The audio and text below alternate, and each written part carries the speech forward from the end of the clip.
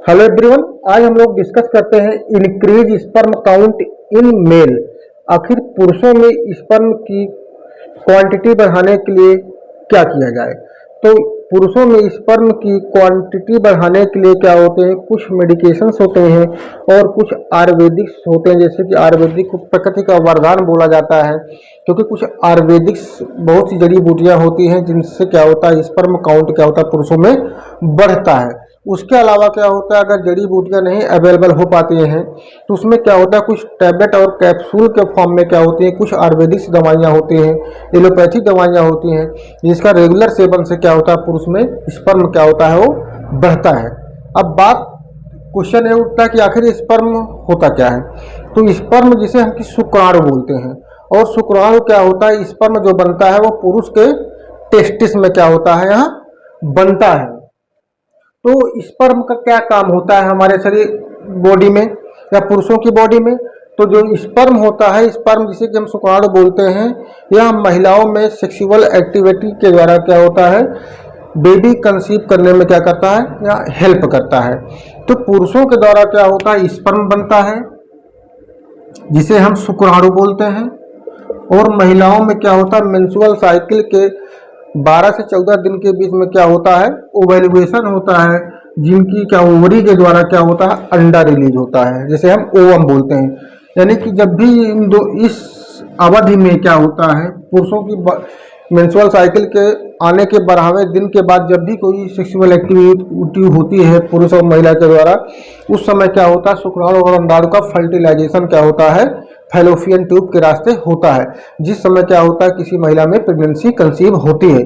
अगर शुक्राणु नहीं है किसी पुरुष में, क्या होता है, शुक्राणु नील होते हैं या शुक्राणु बिल्कुल कम होते हैं, या क्या होते भी हैं तो बहुत आलसी होते हैं, यानी कि सलाइथी होते हैं। वहाँ क्या होता है, वजाइना जैसे डिस्चार्ज होता है सीमेन वजाइना में, वहाँ क्या होते हैं, महिला के अंडाशय तक नहीं पहुंच पाते हैं, जिसके कारण क्या होता है, फर्टिलाइजेशन नहीं होता। क्योंकि जो ये क्या होता है, वजाइना होता है, इसी में जब सीमेन डिस्चार्ज होता है तो जो स्पर्म होता है बहुत तेजी से मूवमेंट करता है, और क्या होता है, फैलोपियन ट्यूब के रास्ते क्या होता है, अंडाशय तक पहुंचता है, और यहाँ पर अंडाशय से मिलकर क्या होता है, फर्टिलाइजेशन करता है। तो इसकी कमी के कारण क्या होता है, पुरुषों में कमी के कारण क्या होता है, फर्टिलाइजेशन नहीं हो पाता और बेबी कंसीव नहीं हो पाता। तो उसी के अकॉर्डिंग क्या होता है, टेस्ट करा जाता है, और जब भी टेस्ट होता है अगर उसमें सीमेन क्या होता है, सीमेन में स्पर्म की मात्रा लो होती है तो कुछ मेडिकेशन दी जाती हैं। जैसे कि इसमें कुछ मेडिकेशन जैसे हैं विटामिन सी एंड ई। तो विटामिन सी और ई क्या होता है, या मेल में या फीमेल्स में क्या होता है, जो होता है बांझपन को दूर करने का वर्क करता है। इसके बाद देखिए ये है क्लोमिफेन सिट्रेट, यह जो होता है ये क्या करता है, हार्मोन्स के बैलेंस को क्या करता है, बनाता है। अब हार्मोन्स क्या होता है बॉडी में, पुरुषों में टेस्टोस्टेरॉन हार्मोन्स होता है। इसके बाद क्या होता है, एफएसएच हार्मोन्स होते हैं। इसके अलावा भी हार्मोन्स होते हैं जिनको क्या करता है, बैलेंस उनको बना के रखता है। इसके बाद देखिए जिंक, जिंक का क्या क्या रोल होता है, जिंक का रोल जो होता है ये क्या होता है, टेस्टिस पार्ट में क्या होता है, सीमेन में क्या होता है, ये पानी की कमी को होने नहीं देता, यानी कि पानी की मात्रा को क्या करता है, बना के रखता है जितना होना चाहिए। और इसके बाद देखिए एल कार्निटाइन, एल कार्निटाइन जो होता है एक प्रकार की यहाँ भी एक दवा होती है, जिसे हम बोलते हैं कि यहाँ हेल्थ सप्लीमेंट के रूप में वर्क होती है, जो स्पर्म की गति यानी कि मोमेंट और उसकी क्वालिटी और क्वांटिटी, साइज, मार्फोलॉजी क्या करता है, मेंटेन करता है, यानी कि बहुत ही इंपॉर्टेंट होता है। ठीक है, एल कार्सिनाइन। इसके बाद फोलिक एसिड, फोलिक एसिड भी क्या कर देता है, यहाँ स्पर्म में जो शुक्राणु, स्पर्म यानी शुक्राणु जो होते हैं उनको क्या करता है, मेंटेनेंस का काम करता है। इसके बाद देखिए कोएंजाइम क्यूटेन, कोएंजाइम क्यूटेन जो होता है यहाँ बहुत ही इंपॉर्टेंट होता है किसी भी पुरुषों में। अगर इसकी कमी हुई तो जाहिर सी बात है इसको नपुंसकता यानी कि बांझपन आना ही आना है।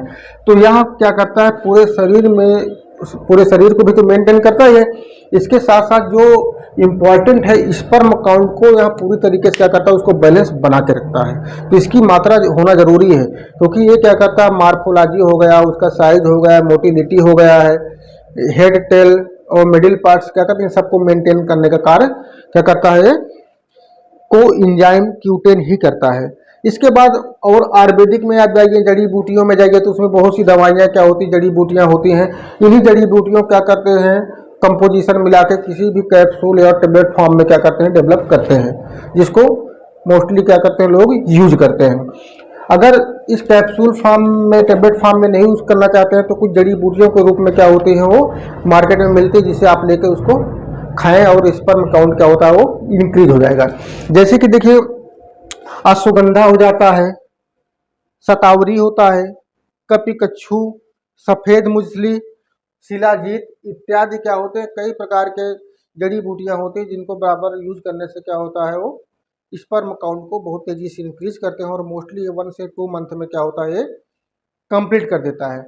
अगर इसके बावजूद भी क्या होता है, किसी पुरुष में ये स्पर्म काउंट क्या होता है, सीमेन टेस्ट के बाद स्पर्म काउंट क्या होता है, नील होते हैं, तो उस कंडीशन में क्या होता है, उस मेल में क्या होता है, वो हार्मोन्स का बैलेंस, यानी कि हम कह सकते हैं हार्मोन्स का बैलेंस बेहद खराब है,